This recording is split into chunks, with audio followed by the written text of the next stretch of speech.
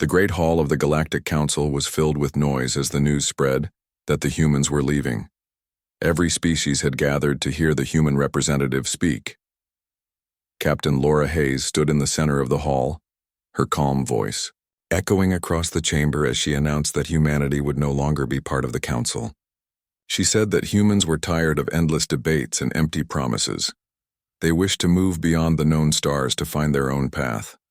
Many tried to argue with her, but she only smiled a little and said that the council had grown too afraid of change. When she finished her words, she turned and left the hall without looking back. The human ships that had been waiting in orbit began to move away one by one. Their engines glowed blue as they vanished into the darkness of space. For a long time, the other species stared at the empty screens, not sure what to say. No one had believed that humans would truly go, but now it was happening and nothing could stop it. After the humans left, the galaxy felt quieter. The council tried to continue as before, but meetings became slower and duller. Humans had always brought energy and arguments and strange ideas that no one else dared to speak. Without them, things started to lose their color. The traders complained that human stations were closing. The fleets noticed that human patrols were gone, and the border zones felt less safe. Some species were glad, saying that humans had been too loud, too reckless, too unpredictable. Others whispered that maybe the council had made a mistake. They remembered how often humans had saved them from disasters or found solutions no one else could see. Now those voices were gone, and an empty space was left behind. In the months that followed, the cracks began to show. Trade routes became less active and small conflicts flared at the edges of the council territory. The council tried to send mediators, but without human help, their words carried little weight. There had been something about humans that made others listen, even when they did not agree. They had a way of turning arguments into plans and fear into action. Commander Ethan Ward, who had once worked as a liaison between the council and human fleets, noticed the change more than anyone. He sat in his office watching reports come in from all corners of the galaxy. Fights over resources, fights over borders, small pirate raids, and more. It all looked familiar. It looked like the old days before humans came, when the galaxy was full of chaos and fear. Ethan remembered the last time he spoke with Laura Hayes before she left. She had told him that the council was blind to the danger growing beyond the edge of known space. She said that humans had seen signs of something dark, something that moved in the void where no light reached. But the council had laughed, saying that humans were always imagining threats where none existed. Now Ethan wondered if she had been right. He tried to bring up her warning again, but no one listened. They said humans had always exaggerated everything. They said there was no proof. So Ethan stayed silent and watched the stars slowly change color in the long nights. Far away, human colonies that once sent messages to the council went silent. Some said it was because they wanted peace. Others thought they were building something new. No one knew for sure. Even the automated beacons went dark. The last signal, received from a human ship, was a simple message that said good luck to those who remain. It was not a threat, not a promise, only a farewell. Yet to many it sounded like a warning. The council grew restless, but pride kept them from reaching out. They did not want to admit that they missed the humans. They did not want to seem weak. On one of the central worlds, Dr. Kaler, an alien scientist, studied the trade and defense data. He noticed patterns that frightened him. The council's systems were failing slowly and quietly. It was not from lack of power or resources. It was from the absence of the unpredictable mind that humans brought to every problem. They had been the spark that kept others moving. Without them, everything slowed.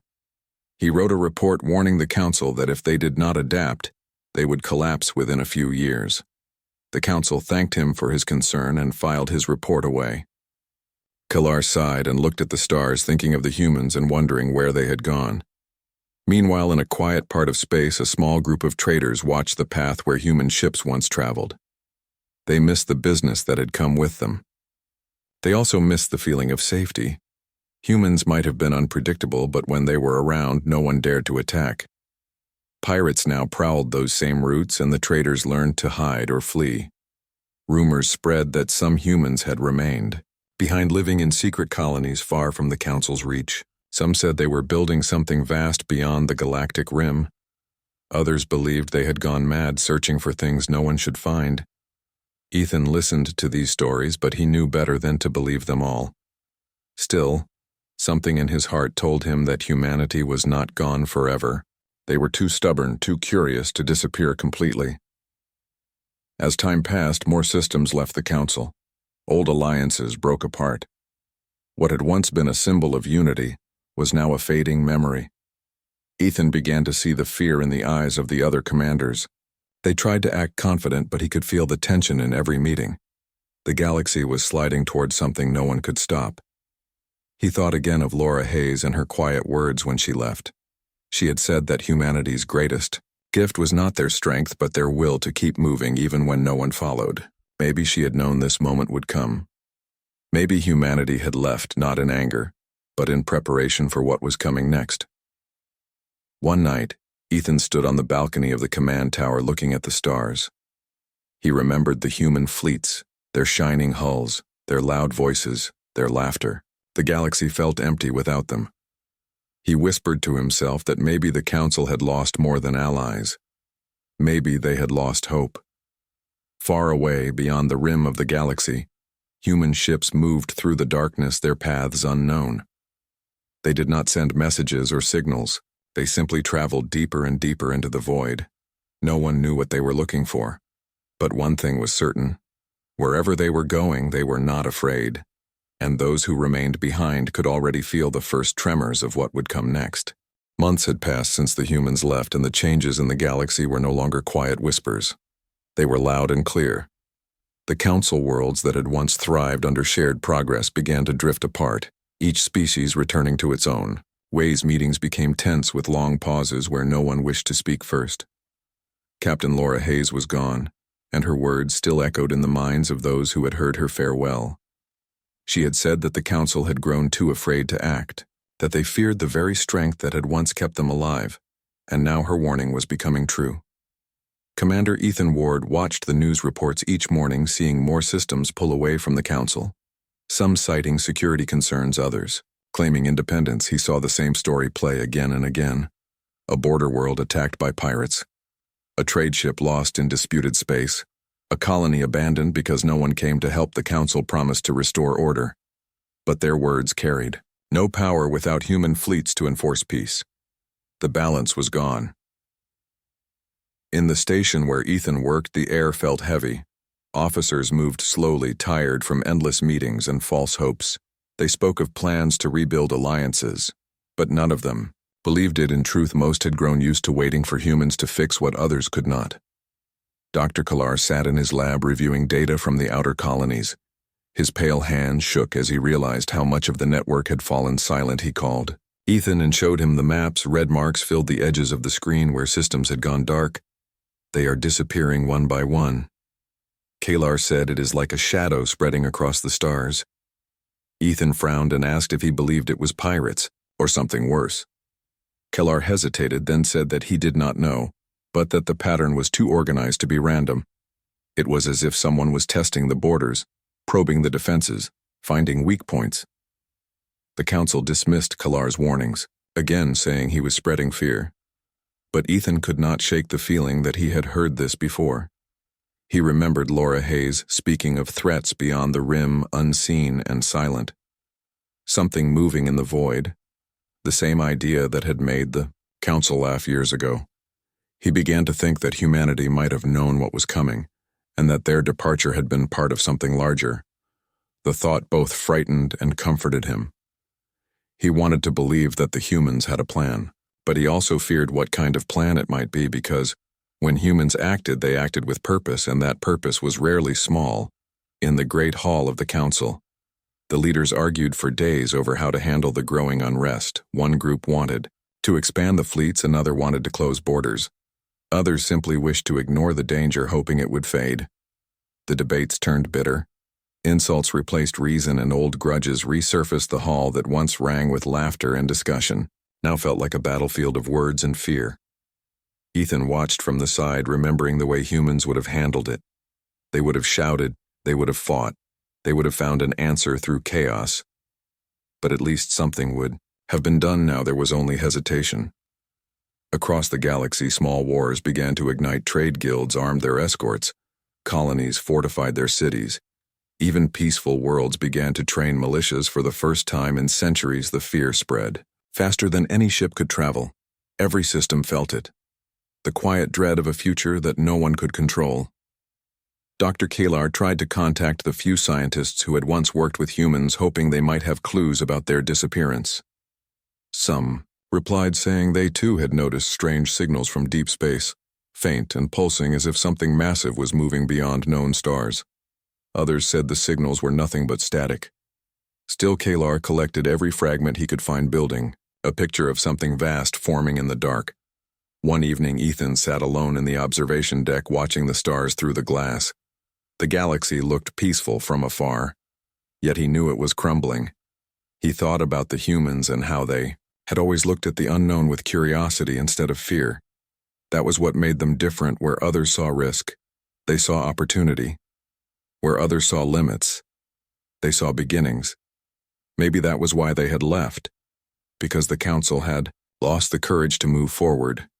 He remembered the last words Laura Hayes had said to him before boarding her ship. She had smiled softly and said, "If they will not stand beside us, then we will walk alone." Ethan had not understood it then, but now he did. Humanity did not abandon the galaxy. They simply refused to wait for others to act. Rumors began to spread of strange fleets seen in the far reaches of spaceships without markings, moving in perfect silence. Some said they were human, some said they were ghosts of old wars. No one could prove anything, but the sightings grew more frequent. The council tried to investigate, but their probes vanished without a trace. Ethan started to think that maybe the humans were out there building something too large for the council to imagine, preparing for something they had foreseen long ago. He began collecting old records of human missions, hoping to find a clue. He found data about colonies near the galactic rim where humanity had once experimented with new energy systems. The reports ended abruptly years ago, with no reason given. It was as if those worlds had been erased from memory.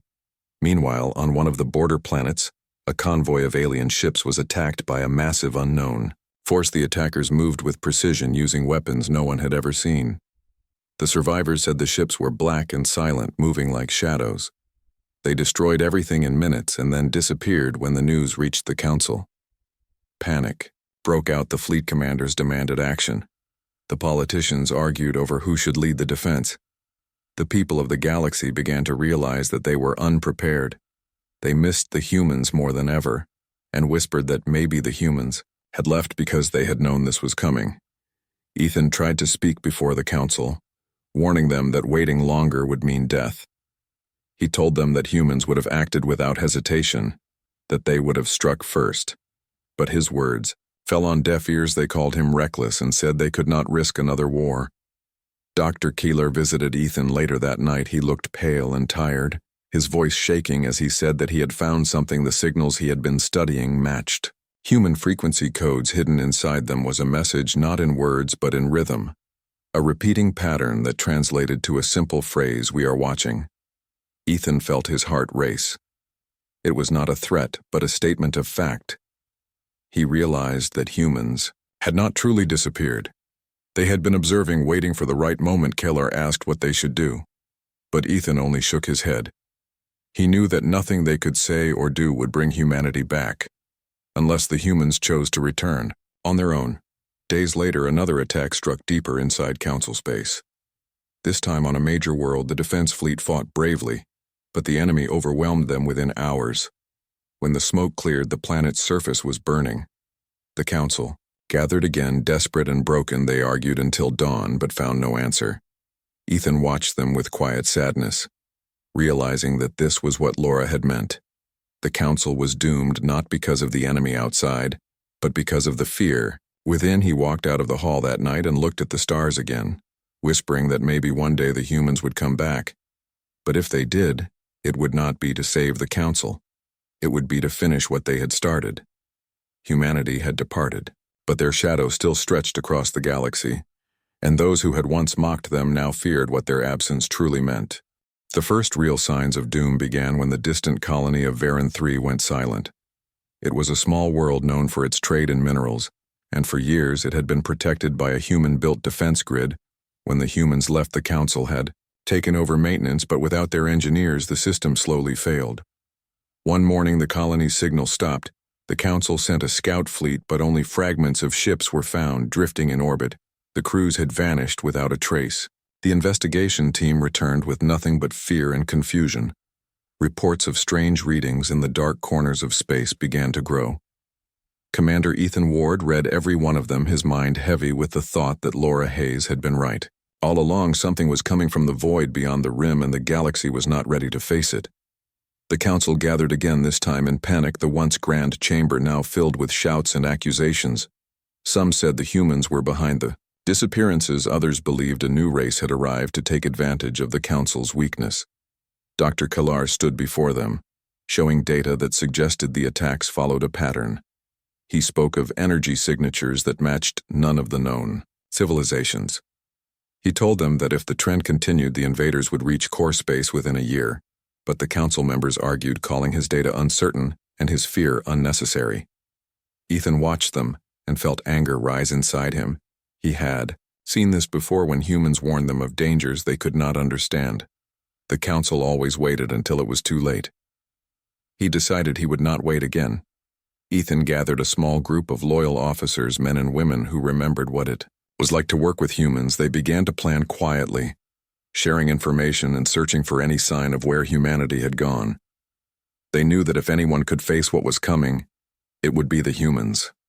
One of his officers, a young woman named Claire Jenkins, suggested they follow the last known routes of human exploration beyond the galactic rim. Ethan agreed, and they prepared an old exploration ship for the journey. The council forbade them from leaving, but Ethan ignored the order. He knew that staying meant watching the galaxy die without doing anything. As the ship left the station, he looked back at the fading lights of the council worlds and whispered that he hoped Laura Hayes would forgive him for being so late. The journey beyond the rim was long and silent. The stars grew thin and strange shapes filled the dark. Sometimes they saw wreckage of ships twisted and torn as if by unseen forces. Claire said it felt like the space itself was angry after weeks of travel.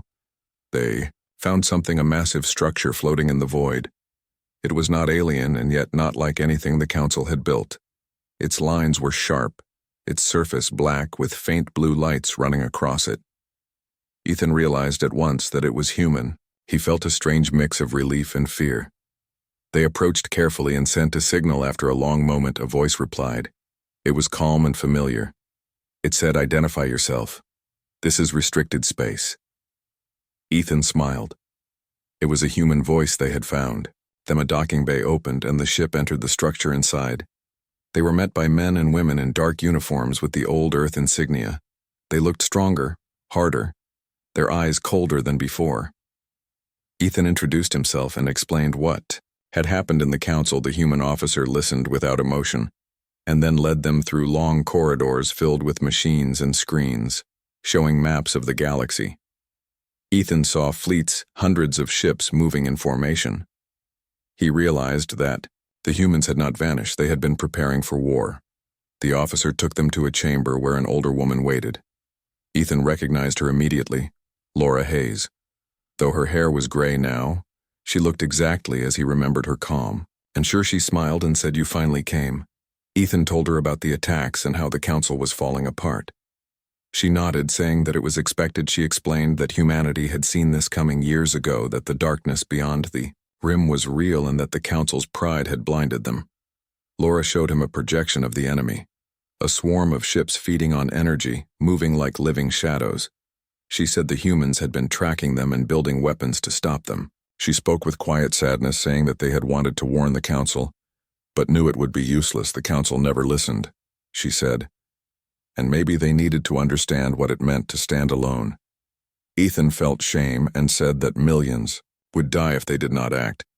Laura replied that millions already had and that the time for mercy was gone.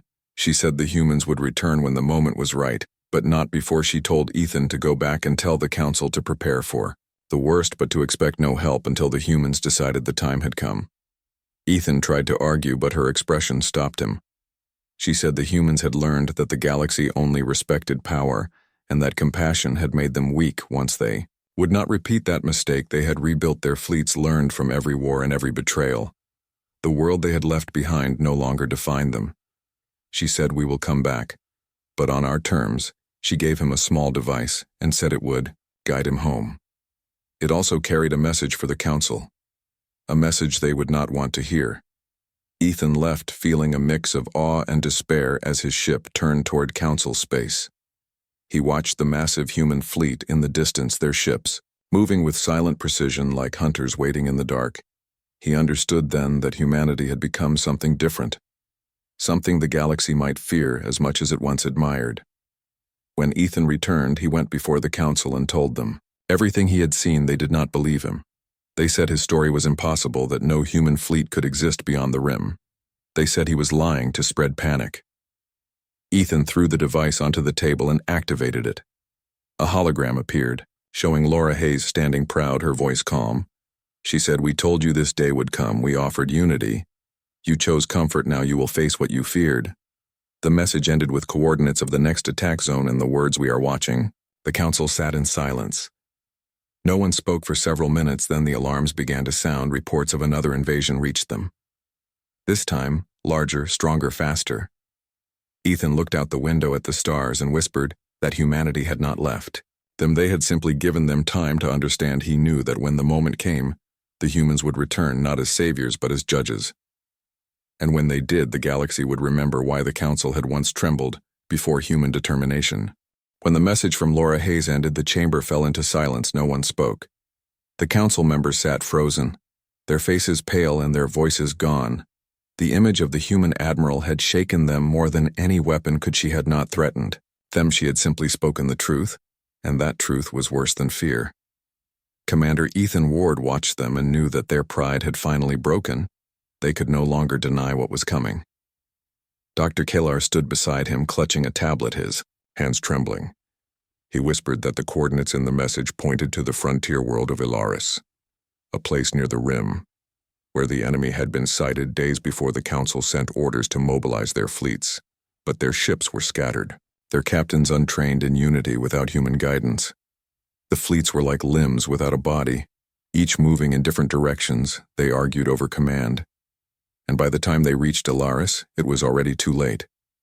The sky above the planet burned with fire. The invaders came in waves, their ships like shadows swallowing light.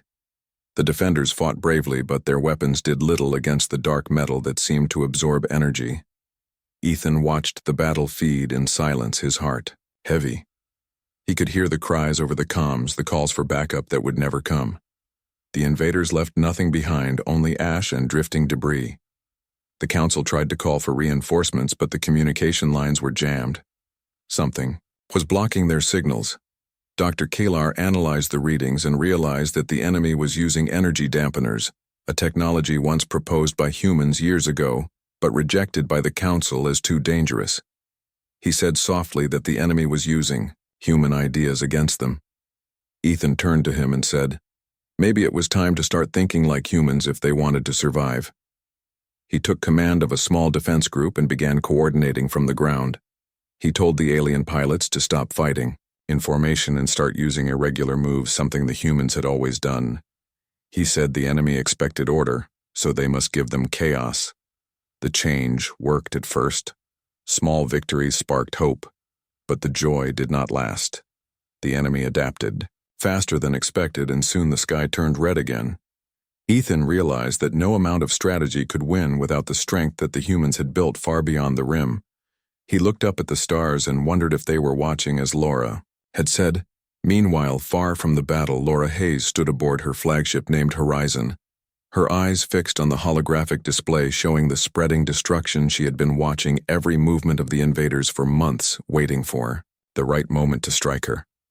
Officers stood silently waiting for her command. She finally spoke in a calm voice, saying that the council had been given enough time to learn their mistake, and now the lesson was almost complete. She said the enemy had reached the point they had predicted. Humanity had known this war was coming, long before the council ever listened. They had hidden themselves to grow, to prepare for this day. She ordered her fleet to ready all systems. The engines roared with power unlike anything that had existed before. Back in council space, panic spread like wildfire. The news of Ilaris's fall reached every world. Riots began as people demanded answers. Some shouted that the council had failed. Others prayed for the humans to return as saviors.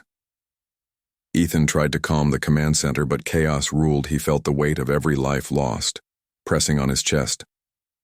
Dr. Keelar approached him and said that if the humans were truly watching, they would come now. Ethan wanted to believe him, but he remembered Laura's words. They will come on their own terms. He feared what that might mean. Still, he sent a signal through the last working channel, a single message that said, "We are falling. Help us." For 2 days, nothing happened. Then the stars above the central system began to change. Tiny flashes appeared like sparks in the night, growing brighter. With each passing second, the council rushed to the observation decks, watching in awe as hundreds, then thousands of ships emerged. From hyperspace human ships, their hulls silver and black, their engines glowing blue. They moved in perfect silence, filling the sky like a storm. Ethan felt his heart race. He could not believe his eyes. They had come. The communication screen flickered, and Admiral Hayes appeared, her voice calm and steady. She said the council was to stand down and hold position. Humanity would take command of the battle. No one argued. Her words were not a request. They were law. The human fleet moved like a single organism, launching waves of drones and fire that burned through the darkness. The invaders turned their ships, but their shadows broke under the weight of human firepower. The council watched as the humans did what they could, not their ships danced. Between enemy lines, each strike precise, each movement cold and efficient. Ethan had seen human tactics before, but this was something else. They had evolved beyond anything he knew. They fought without hesitation, without emotion, only purpose within. Hours, the invasion force began to collapse. Entire enemy formations vanished under beams of concentrated light. Dr. Keller stared at the screens, whispering that this was impossible. No species should have this kind of power. Ethan said softly that it was not power. It was preparation.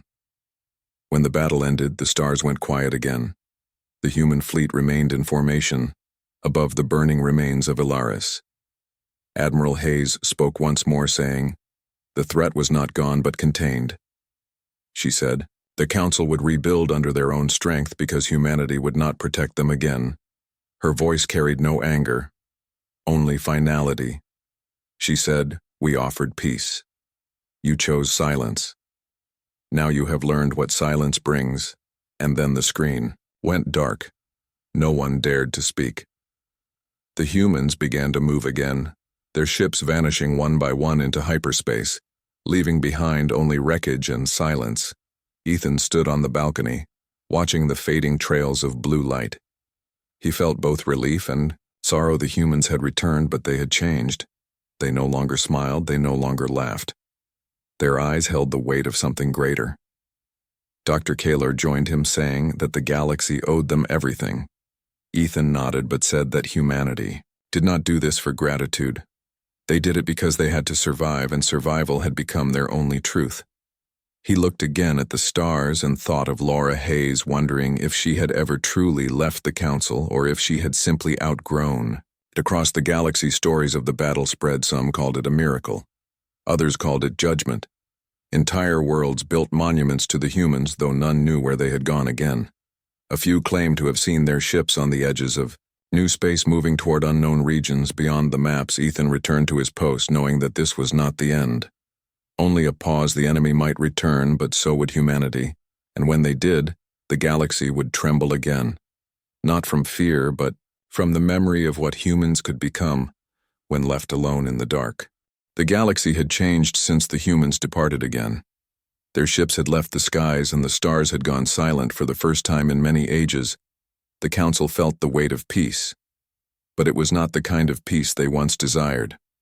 It was heavy and filled with fear, for every species now knew that the humans were not gone. They were only waiting beyond the edge of known space, watching, listening, deciding. The worlds that had once laughed at human warnings now rebuilt their fleets. With trembling hands, no one dared to challenge their memory or question their strength. They whispered stories of the war to their children, of the fire that had burned across the stars and the light that came to end it. Commander Ethan Ward still served at the Central Command. Though most of the council had changed since the last battle, he had seen too much to leave. He spent his days training new officers in the ways humans had taught him to think not in lines, but in waves, to strike not. With pride but with purpose, he did not tell them that every lesson came from what he had learned. Watching humans fight and build and lead, he knew they would not understand. Dr. Kellar had become a voice of reason among the council. He spoke of the humans not as gods but as teachers. He warned that depending on them would only bring ruin again. He said that the galaxy must learn to stand on its own because the humans would not save them a second time. Some listened, others ignored him, thinking the danger was gone, but Kellar could see signs that something was moving again. In the outer systems, he had studied the signals coming from the void beyond their borders, faint energy pulses and patterns that matched no known civilization. He told Ethan that the darkness was not finished and that maybe the humans already knew. One night, Ethan stood on the observation deck looking at the stars. He remembered the blue glow of human engines and the calm voice of Admiral Laura Hayes when she said that silence had its price. He wondered what she meant by that. A soft alarm sounded and his screen lit up with data. An unknown fleet had been detected far beyond the rim. Small at first, but growing fast, he called Kellar, who came running with fear in his eyes. They watched the signals multiply, the same pattern repeating again and again. Ethan said quietly that it had begun. Kellar nodded and said, "We must warn the council." But even as he spoke, the signal changed. It was no longer an unknown pattern. It was a message, one that carried a human encryption code. When they decrypted it, the message was short and clear. It said, "Stay where you are. Hold the line. Do not engage. We are coming." Ethan felt his chest tighten. Kellar looked at him speechless. The humans had returned again, but this time their message was not a warning. It was a promise. The council chambers erupted in confusion. Some said it was a trick. Others said it was hope. Ethan said it did not matter what they believed because he knew the tone of human words and he knew they never spoke lightly. Preparations began across the systems, fleets assembled, defenses powered up. But there was still fear in every voice. The memory of the last invasion was fresh in every mind. Then one morning, the sky above the capital world turned white as hundreds of human ships dropped out of hyperspace. Their design was different now, sleek and quiet, like they had been made from light itself. They did not send greetings. They moved into formation. Without a word, Admiral Hayes appeared again. Older perhaps, but still calm, her voice carried across every world. She said a new threat had emerged beyond the rim, a force that consumed worlds and technology alike. She said the humans had fought it for years in the dark, and now it was reaching into council space. She said the time for the council to act had come, but not as followers this time, as allies. Ethan listened to her voice and felt pride. He had waited for this moment to prove that the galaxy had learned something under human direction. The council fleets moved together like never before. They used human tactics mixed with their own new designs. Ethan led a squadron through the front lines, and for the first time he saw the enemy with his own eyes. It was not a species, but machines. A swarm of cold shapes that moved without sound. They tore through ships like paper, feeding on energy and leaving husks behind. Ethan gave orders as he had been taught. Strike fast, move faster. Never stop to think too long, and it worked. The humans fought beside them, their ships glowing like suns, their weapons bending space itself. But even with their power, the swarm kept coming, wave after wave, until the stars seemed to vanish. Dr. Kellar coordinated the ground command, sending reinforcements and calculating energy flows. He saw a pattern in the swarm's movements and sent it to Admiral Hayes. She studied it for seconds and then gave an order. Her fleet began to pull back, forming a circle around a dying star. Ethan shouted in confusion, asking what she was doing. Hayes replied that the star was unstable and they were going to use it. She said they had built something years ago, a weapon that could awaken stars. They called it the Pulse. It could destroy everything within light years, but it needed to be used only once. She said this was that time. Ethan wanted to argue, but he knew there was no choice. He watched as the human ships lined up, their energy beams focusing into the core of the star. The light that followed was like nothing anyone had ever seen. It was not fire. It was pure silence, turned into brightness. The swarm vanished. The darkness folded into itself, and the space around them became clear again. When the light faded, half the fleets were gone, but the galaxy was safe. Hayes appeared one last time on every screen, her face calm and tired. She said the pulse had done its work, but it had cost everything. She said the humans would once again step back because their purpose was not to rule but to protect the balance. She looked at Ethan and said, "You have learned now. Do not forget again." And the transmission ended. The human ships began to vanish one after another, their trails fading into the void. Ethan and Kalar stood together watching the last ship go. Kalar said that the galaxy owed them everything. Ethan replied that the humans never wanted gratitude. They only wanted others to be ready. He looked at the empty sky and whispered, "Thank you not for saving us, but for showing us what we could become." The council rebuilt again. But this time without fear they trained together. They shared their knowledge. They did not argue over borders or pride, because they knew that unity was the only way to survive. The memory of the humans stayed alive, not as legends but as lessons. And every new generation learned that strength came not from power, but from purpose. Years passed and the stars grew quiet once more. Ethan became old, but still looked at the sky each night. He sometimes thought he saw a faint blue glow on the edge of vision. And he smiled, knowing they were still out there somewhere watching, protecting, waiting. The galaxy had learned that when humans departed, the universe held its breath, because somewhere in that silence the fate of all worlds rested in human hands.